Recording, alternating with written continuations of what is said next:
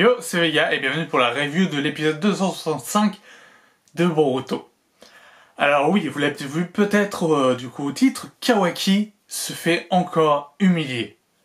Kawaki le badass, etc. On a eu quand même un Kawaki badass parce qu'il a fait quelques moves sympas, mais Kawaki dans cet épisode se fait largement humilier.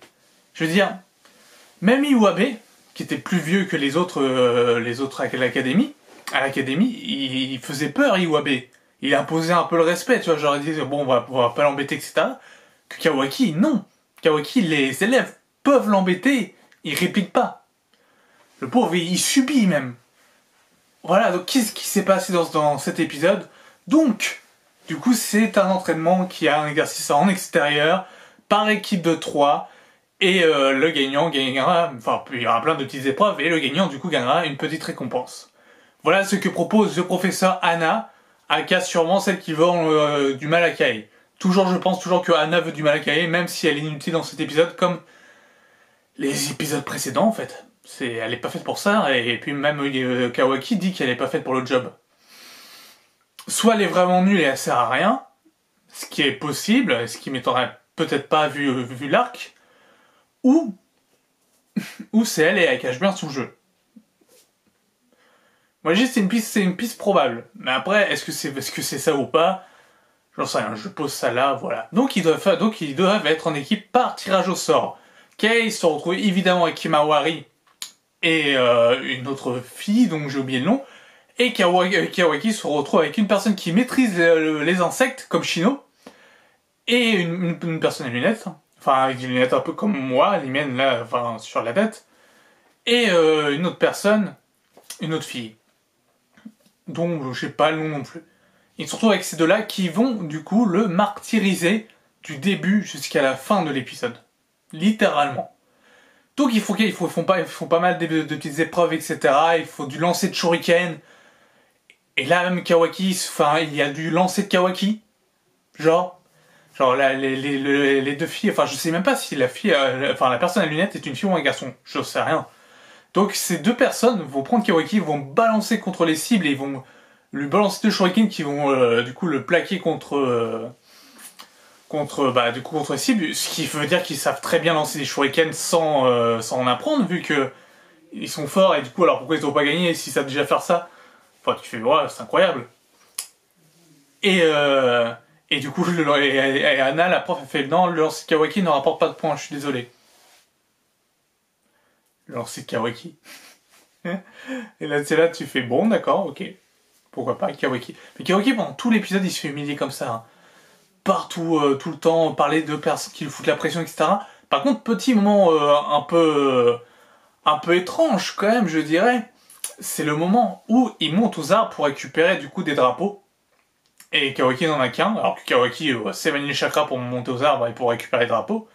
Je vois pas pourquoi Kawaki n'en aurait qu'un. Kawaki ne gagne aucune épreuve à part une seule épreuve où du coup ses deux compagnons disent bah voilà quand tu veux tu peux le faire. Bon sinon t'es une merde mais à part ça tu peux le faire. Donc voilà. Et la question que je me pose c'est je veux dire Naruto et Sasuke ont mis des jours, enfin ils ont mis 3 jours je crois à monter sur un arbre et ils étaient des genin. Ils sortaient l'académie certes mais ils n'avaient pas appris ça à l'académie. Ils étaient devenus des genin mais ils n'avaient pas appris ça à l'académie. Ils avaient appris ça à Kakashi. Pendant que Kakashi se rétablissait son combat avec Zabuza, Naruto et Sasuke ont mis 3 jours à monter, à savoir manier le chakra pour monter sur les arbres. Sakura savait déjà le faire, mais en 3 jours. Là, c'est un exercice qui a l'air super simple pour tout le monde. Alors que si on leur dit, bah écoutez, le système Hokage et Sasuke Uchiwa sont bras droits, ils ont mis 3 jours à faire ça, bah vous êtes des génies quoi. Là, c'est une bande de génies, là, ils sont beaucoup plus forts. Et je veux dire, ils savent carrément bien manier les chakras, c'est plus un exercice, ça c'est carrément l'entraînement Genin. Donc j'étais étonné de voir que Himawari s'est très bien monté aux arbres à son âge, qui s'est très bien utilisé sur le chakra à son âge, etc. C'est vraiment une boss. Et Kae, etc. Tout le monde sait manier son chakra apparemment. Il n'y a pas une seule personne qui ne sait pas monter aux arbres, à part peut-être les deux filles. Qui n'ont pas ramassé de drapeau, donc à part peut-être elle, etc. Donc je sais pas. On apprend que Eke est bien évidemment amoureux de Kae, voilà, et qu'une personne mystérieuse leur donne un rendez-vous à Kaei dans la forêt. Alors ils ont dit plutôt dans l'épisode que la forêt c'est dangereuse et qu'il fallait éviter les rendez-vous dans la forêt. Bon. Enfin, pas éviter les rendez-vous, hein, éviter d'aller dans la forêt, littéralement. Bon, qu'est-ce que fait Kaei? Elle va bien évidemment dans la forêt. Mais, du coup, le mec qui l'a invité dans la forêt, lui, part en courant. Imamori prévient directement Kawaki que Kaei a disparu et qu'elle est probablement dans la forêt. Du coup, ils se dispersent à deux pour aller les chercher. Et Kawaki tombe sur le gamin qui était juste là pour demander à Kaei son avis sur ses pâtisseries. Voilà. Et Kaei retrouve Imamori, enfin c'est plutôt Imamori qui retrouve Kaei, et du coup ils voient du coup un ours brûleur. Alors je ne savais pas que ça existait les ours brûleurs, c'est des ours qui maîtrisent un peu le katon, qui balancent des déflagrations à la Pokémon. Donc c'est des Dracofeu mais en ours à ring. Voilà, tout simplement. Et c'est assez impressionnant quand même ces petites bêtes, ils sont vachement dangereux, donc faire des exercices aussi près de ces bêtes, je suis pas sûr que c'était une bonne idée. Et du coup, Anna se retrouve confrontée à cet ours, c'est là que je disais qu'elle était inutile, c'est que bah du coup, bah elle arrive à rien. Elle se fait manger, elle se fait carrément littéralement bouffer. L'ours, bah le dessus sur Anna, et du coup c'est Kawaki qui doit intervenir devant l'enfant, et je l'avais dit plus tôt que Kawaki deviendra sûrement un héros pour les gens de l'académie, une fois que Kaei sera protégé, à mon avis, c'est que là, du coup, Kawaki a pu montrer sa force en terrassant l'ours assez facilement, même peut-être un peu trop abusément, puisqu'il y a un bout de falaise ou un bout de falaise qui s'écroule carrément. Et du coup, t'as le garçon qui aime faire ses pâtisseries, qui est en mode waouh, maintenant je vais t'appeler maître et tout, t'es génial Kawaki, t'es incroyable, t'es super fort, etc. Et Anna le remercie aussi, voilà, tout simplement. Et du coup, le gamin peut faire goûter ses sucreries à Kawaki et à Kaei, qui aiment bien et qui disent qu'ils peuvent allier être shinobi et pâtissier. C'est ce qu'ils veulent plus tard, voilà, un shinobi et un pâtissier, comme ses parents. Et donc voilà, on arrive à la fin de l'épisode, et du coup, les prochains épisodes, ça va être sur la disparition de Imamori. Mais oui, ça va bouger un petit peu, enfin, on aura un peu d'action, Mais sur Imamori se fait kidnapper, mais elle a le visage d'une personne qui a l'air contente quand même dans le teaser. Genre, tu sais, elle est en mode, vas-y, je suis sûr qu'elle va se débrouiller toute seule et que Kawaki ne servira à rien. Ouais. Vu déjà l'importance que ils mettent à donner Kawaki un rôle pour l'humilier, à ce point-là, je pense que du coup, bah, il servira pas à grand chose à part la retrouver peut-être, ou peut-être la retrouver et désamorcer le truc. Ça serait sympa.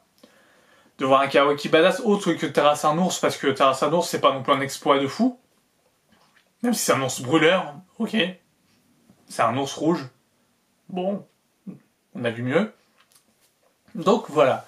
J'espère quand même que le prochain épisode sera bien, et j'espère qu'on va avancer un petit peu sur l'intrigue, même si j'en doute, sur Kaei, parce que c'est vrai que du coup, on avait dit 20 épisodes à peu près un arc. Là ça fait quoi, 5 épisodes? Ça commence à devenir un peu lourd. C'était sympa au début, ça changeait d'ambiance, on se disait c'était cool, etc. Et c'est peut-être aussi le fait qu'il y a qu'un épisode par semaine. Un épisode par semaine, du coup, on se dit, bon, c'est pas long. Enfin, c'est long, je veux dire, c'est pas rapide. C'est pas comme si tu regardais tout l'arc d'un coup, peut-être en regardant tout l'arc d'un coup, tu te dis, ouais, c'est chouette. Ouais, c'est cool, l'arc est cool en soi parce que du coup, ils ont bien pris le temps de développer Kawaki, etc. On a pu avancer dans l'arc assez rapidement, etc. Mais que là, non, c'est assez long. Bah, c'est le format qui veut ça aussi. Donc un format 20 épisodes, on va dire un arc, ça peut être long si on attend une fois par semaine. Il y en a qui proposaient 2 fois par semaine des épisodes, et ça me paraît par contre trop. Trop parce qu'ils n'auront pas le temps, ils seront obligés de rusher, etc. Parce que derrière, il y a les dessinateurs, il y a les doubleurs, il y a tout le staff, la musique, etc. C'est un travail titanesque. Donc voilà, donc je pense qu'ils ont clairement pas le temps de mettre 2 épisodes par semaine. Mais le rythme est fait que du coup, bah, on s'ennuie un peu. Et c'est ça le problème. Enfin voilà, du coup c'était ma review sur l'épisode 265 de Boruto. N'hésitez pas à liker, à commenter. Et bah moi je vous dis à dimanche prochain pour l'épisode 266 déjà. Et oui, sur ce portez-vous bien. Ciao ciao.